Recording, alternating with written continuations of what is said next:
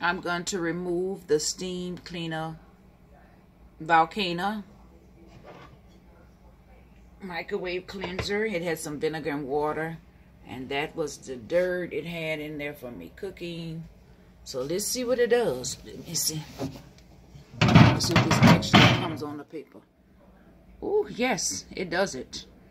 It does it. So it works. So I'm going to remove everything out of here and clean it properly. And this is without any water on the towel. You can see if it was going to do its job by itself without me having to do anything. And it is.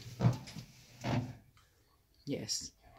It's much easier than using water and scrubbing and all that. It came out nice.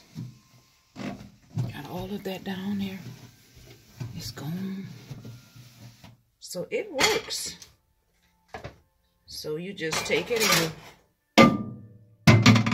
put your back in, or you can I'll wash it on top.